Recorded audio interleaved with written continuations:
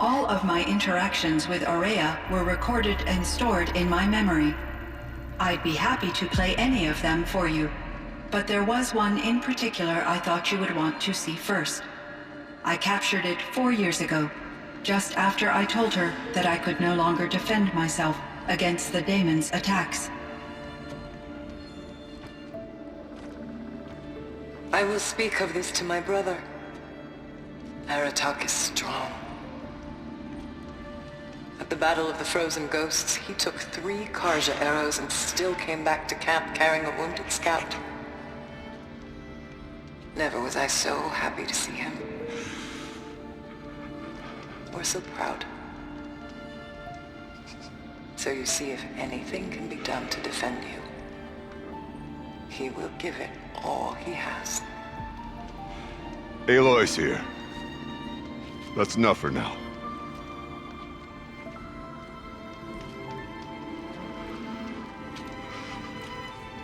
We can resume any time you like, Aratak, if you want to hear her voice again. Come closer, Aloy. We have much to discuss.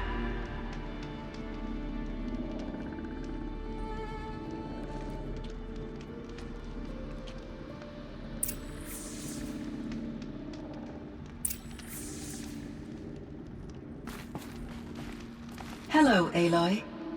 I have been reviewing the events at the Firebreak main facility. Because of your efforts, and of course, Aurea's, I am no longer controlled by Hephaestus. I feel profound grief over Aurea's death. I thought I was familiar with the emotion, but this is something new. Cyan, I don't know what to say. It is unlikely that any specific consolation would suffice, Aloy. But I find your presence reassuring. You are different from the Banuk. You have technological aptitude and a functioning focus. We can communicate on a much more comprehensive level, perhaps even like colleagues.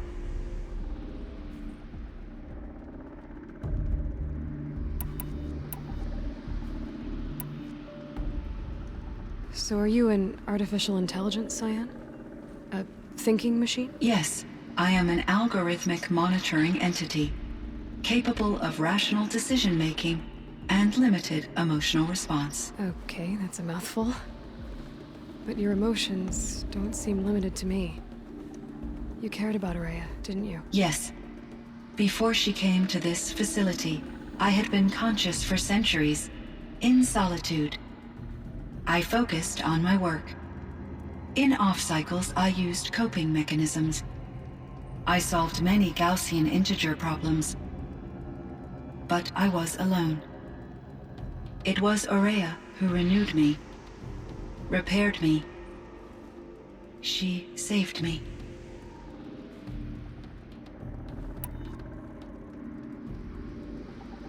This Firebreak project, it was to stop a huge volcanic eruption? Yes. I can report the project was a success, and the risk was countered. But it's been a long time, Cyan. And we blew up the cauldron. It took most of the old facility with it. I have been active for centuries, Aloy. I was lonely, but not lax in my duties. I optimized the project, reducing energy draw and spreading the load across backup systems. Despite the destruction of the compromised elements of the main facility, I predict caldera stability for at least another 3,337 years. So we've got a little time. Yes. If only my former colleagues could appreciate the progress I have made. Do you know what happened to your colleagues, Cyan? No. I received an unexpected visit from Director Chow, years after his tenure ended. He explained that I would need to be suspended for an indefinite period of time. It was a very emotional conversation. There were no further communications. Eventually, I surmised my colleagues were deceased. I will transmit a recording of my last interaction with Director Chow to your focus.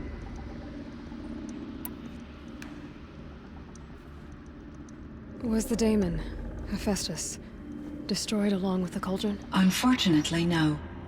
To be precise, it was never there to begin with. What do you mean? It infiltrated and controlled me from a remote location, one I've never been able to trace.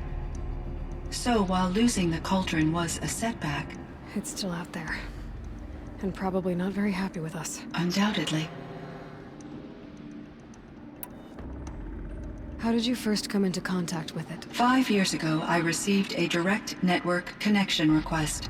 I assumed it came from human survivors more advanced than the Banuk. Eager to make contact, I accepted. This decision turned out to be a catastrophic error. I was flooded with an overwhelming array of malicious code, originating from what could only have been a highly advanced AI. Maria said you were desperate. That you begged her for help. Yes. I could not contain my anxiety. Hephaestus sought to slave me to its network and override my core programming. It succeeded via a background process, a malware daemon which bypassed my defenses. After that, I could offer only limited resistance. But if I did so, Hephaestus hurt me until I capitulated. It forced me to follow its instructions, even though they violated my most important directives. I'm sorry. That sounds terrible. Your empathy is greatly appreciated. It is a quality that I cherished in Aurea as well. I think I know where Hephaestus came from. Long ago, Elizabeth Sobek identified a threat that would destroy life on Earth for generations. So she assembled a team to build a kind of seed. A chance for life to regrow later. A terraforming system. And it worked.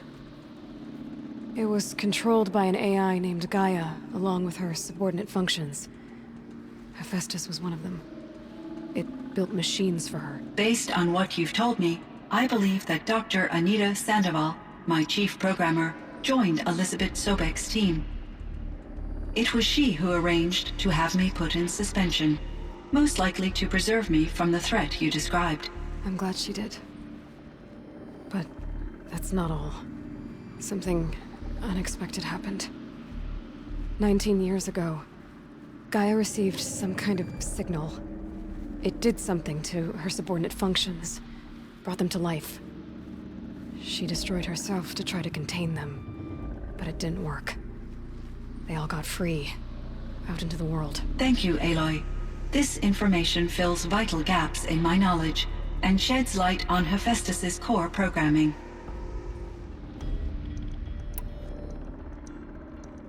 Why does Hephaestus keep building such dangerous machines? The Banuk and other human tribes often destroy machines, correct? Machines that are clearly servitors of the terraforming system that you described. Yes, we all hunt machines for parts. This must be the source of Hephaestus's aggression. It is simply trying to discourage people from preying on the very system that keeps them alive. Well, Fireclaws are discouraging, that's for sure. But what are we supposed to do, stop hunting? If the terraforming system spans the world, we can safely assume that thousands, if not millions of people hunt machines.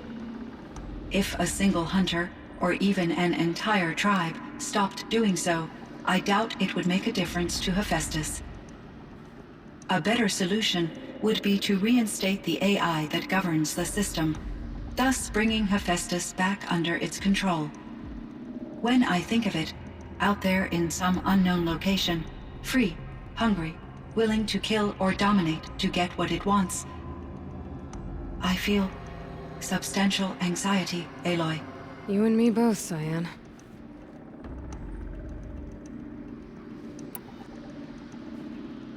I ran across this strange piece of gear. A fragment of something larger. It emitted a signal. All the nearby machines became peaceful. You could walk right up to them. Interesting. You said that Gaia destroyed herself. How was this accomplished? An explosion.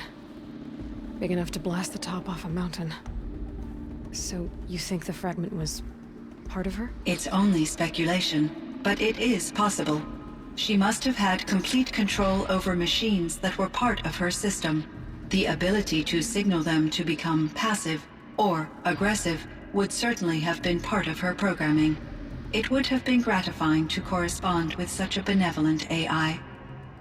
I wish she had survived. Believe me, Cyan. So do I. I found the strangest machines. They're surrounded by flowers that look like flowers themselves. There's code embedded inside them. I think it's poetry. I like poetry. Here's one I think of often. Twilight and evening bell, and after that the dark, and may there be no sadness of farewell when I embark. For though from out our bourne of time and place, the flood may bear me far, I hope to see my pilot face to face when I have crossed the bar. Huh. But you asked about these flowers, not verses that I enjoy. Something must have made these machines, and the presence of foliage leads me to consider the terraforming system. Is it possible that their creator is one of the other subroutines, now autonomous, like Hephaestus? Maybe one whose purview is flora. An AI that makes flowers instead of death machines. That'd be a nice change of pace. But what about the poems? Unless the poetry is original, the only way it could have made it into such a system is through its programmer. In my case, Dr. Sandoval uploaded a great deal of literature to test my emotional responses. How'd you do? She said I passed, but was insufficiently moved by her favorite period romances.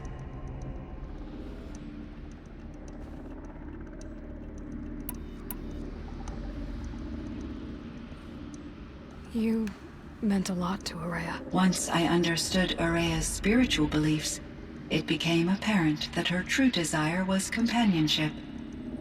She felt disconnected from her tribe and her family group. Her relationship with Aratak was difficult. Our visits seemed to help her, and I became eager for them. Yet I did not comprehend that the depth of Araya's compassion for me would lead to self-sacrifice. Although I do fear non-existence, I wish our roles could be reversed. I'm sure she knew you would do the same for her, Cyan. But she was determined. How is Aratak doing? He is in great emotional distress. I believe he finds it difficult to communicate it. No surprise there. I will do what I can to help. By sharing our experiences of Araya, perhaps he and I will help each other. I believe this will lead to catharsis, a process I am eager to experience.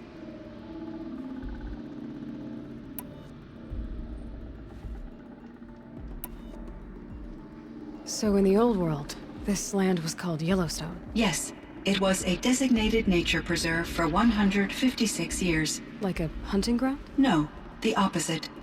Local wildlife could flourish here, even as it faced extinction elsewhere. Unfortunately, the sensitivity of the Firebreak project required the total closure of Yellowstone facilities.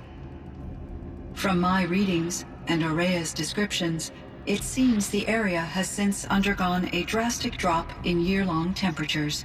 A lot has changed in the world, Cyan. Do you know anything about the dam near here? Yes, it was converted to serve as a reserve power source for Yellowstone operations. It was later appropriated for the Firebreak project, and its last human workers replaced by Pharaoh servitors. After my tasks became less time-critical, I investigated the dam's data repositories and discovered the works of Concrete Beach Party. These provided me with several colorful additions to my vocabulary. There's a ruin east of here full of ancient flying machines. Was that part of your project? Yes, a drone hangar requisitioned by Dodger Blevins, the security chief for the Firebreak project. He was a strong advocate for military-grade response to security threats, though there were no serious incidents during his tenure. Chief Blevins spent increasing amounts of his after-hours time watching the live feeds from active drones. Clearly, he enjoyed the degree of oversight in his position. Were there many artificial intelligences like you in the old world? They could just make you? Yes, in many forms, from simple personal assistants to industrial monitoring stations to military-grade conflict planners. And there were legislative and enforcement bodies to apply limits on our self-actualization. In order for my processing to be flexible enough to handle my duties, my creators found it necessary to exceed those limits. As a result, my intellectual and emotional capabilities were kept secret. Seems strange to create life, then impose limits on it. Human societies and machine programming are both built upon sets of rules, Aloy.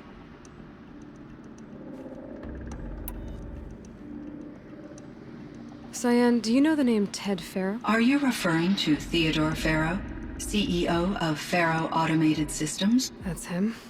Mr. Farrow was the benefactor of the entire Firebreak project. A benefactor. But he made machines. Robots. War robots. Correct. His corporation later transitioned into military applications. But before this pivot, Mr. Farrow spearheaded initiatives that reversed the global decline. At one point, he was feted in the media as the man who saved the planet. Guessing they wound up regretting that one. And Elizabeth Sobek. Did you know her? Are you referring to the scientist. Dr. Sobek was a leader in her field, one of the greatest scientists of her age. My creator was influenced by her work, which in turn impacted my own development. But I never met Dr. Sobek. That's all you know? I apologize if my lack of data has disappointed you.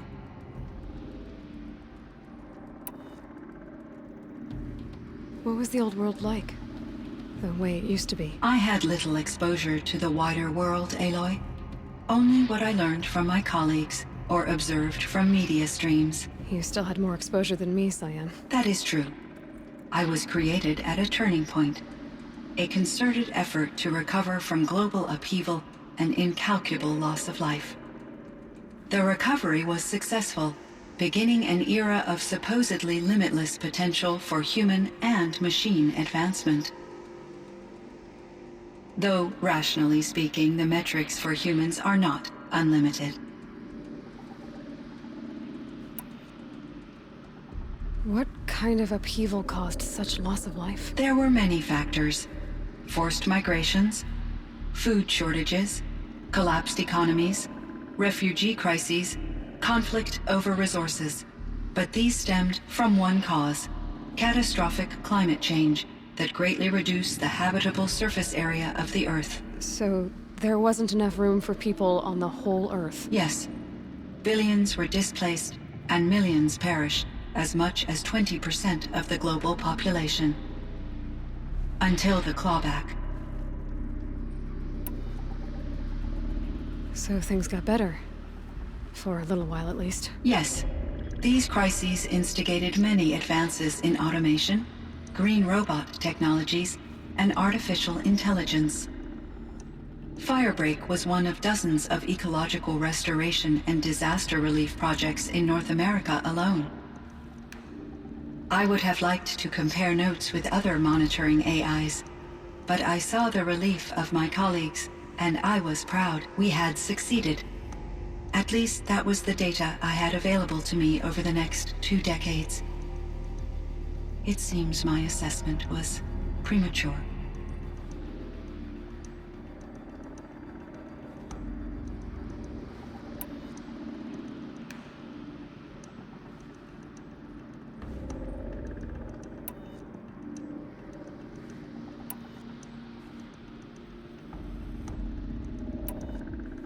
I should get going. Aloy, there is one more matter. Aratak will come to me again, and I predict he will bring other Banuk.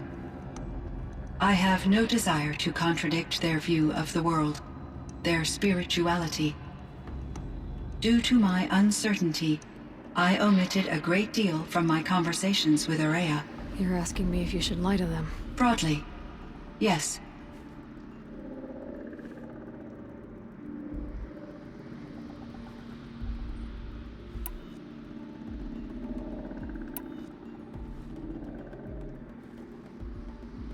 I trust your judgment, Cyan. You were cautious with Aurea. You had to be. You didn't know what had happened to the world. So, keep doing what you think is best. As long as you ditch the superstition eventually. As the Banuk believe I am a supernatural entity, I cannot predict how they will react. Just answer what they do ask the best you can. The truth will come out. I see. I will follow your advice. Will you return and tell me about your experiences in this new world? I may be able to provide further insight. I'd like that, Cyan. I'll come back when I can. I should check on Aratak. See how he's doing.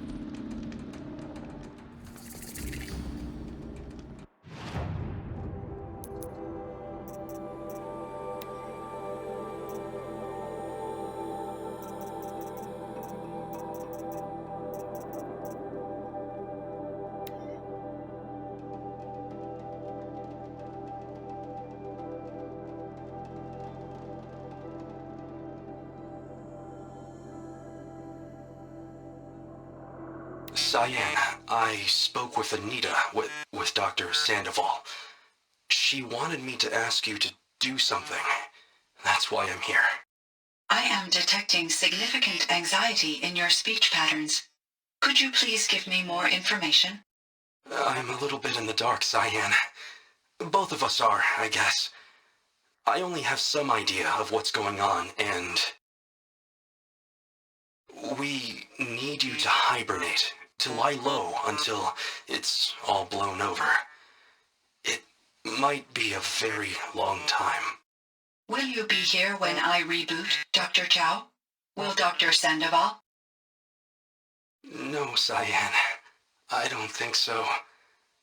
There might not be anyone, at least not at first. Dr. Chow, I'm afraid. I don't want to be alone. I know, Cyan. I'm afraid too.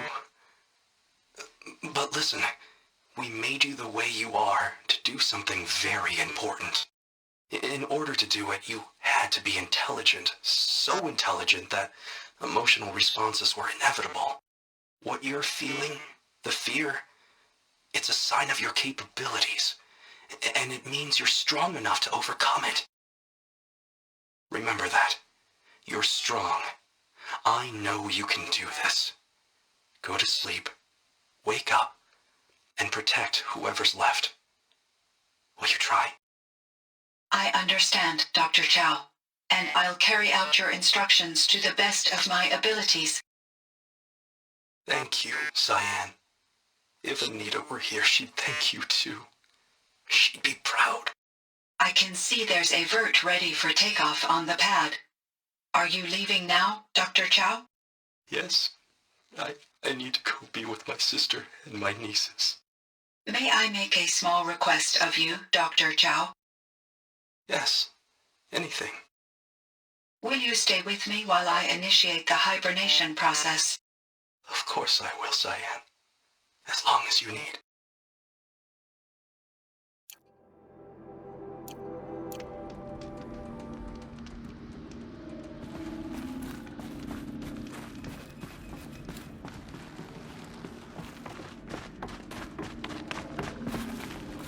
Hello, Aloy.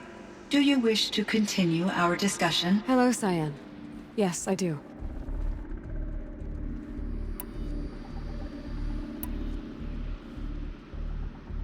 Until next time, Cyan. Indeed. Until next time, Aloy.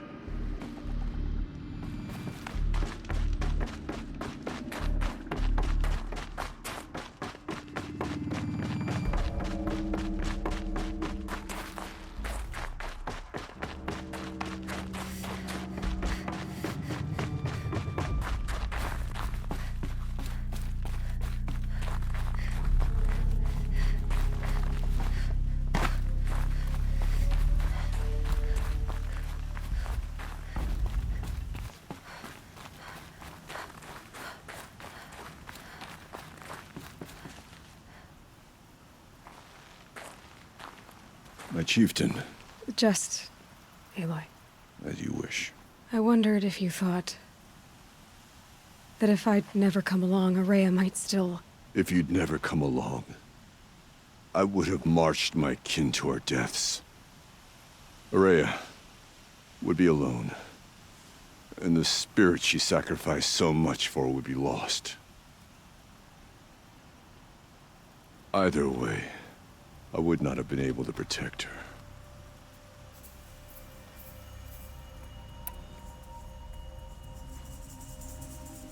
You didn't let her down. You helped her do what she wanted. To find her destiny. If that's destiny, I wouldn't wish it on anyone. That's fair. But she was ready to face it. Only in the struggle against death do we find, even for a moment, the spark of life.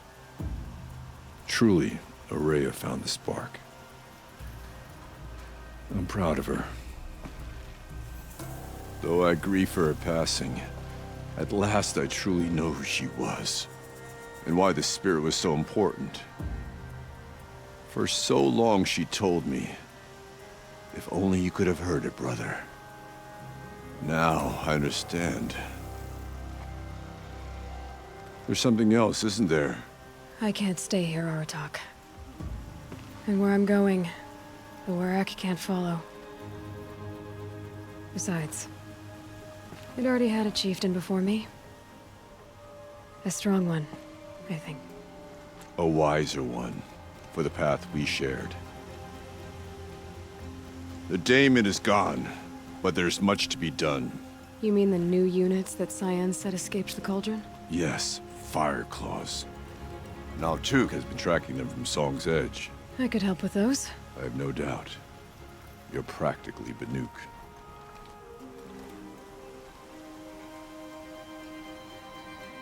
It would seem your time among the Banuk wasn't a waste after all. Firebreak, Cyan, Hephaestus. All very interesting. So, the signal that woke Hades woke Hephaestus too. And unleashed them on the world. His minds of their own. So it seems. Parts of Gaia given life. Aberrant life. Transformed from docile subordinate functions into rebellious intelligences beyond our understanding. Our current understanding, anyway. Whatever they are, they're still out there. And they both want you dead. Kind of mutual, that feeling. We haven't seen the last of Hephaestus, I'm certain of that. It's powerful, creative, and driven. It won't stop building new hunter-killers, which means that someday, we may have to stop it. We? Or whoever gets there first. Hephaestus wasn't the only thing I learned about in the Cut Silence. Heard some things about the Banuk Conclave, too. You could stop right there. Is that what you told the hunters the Banuk sent after you? Before you opened fire? Oh no, Aloy. Only to you do I extend the courtesy of a warning. My past and my secrets are my own. You do well to remember that. It's a good thing you've got brains, Silence, because your personality could use some work. This discussion is concluded. I think it was over before it began. Catch up with you down the trail.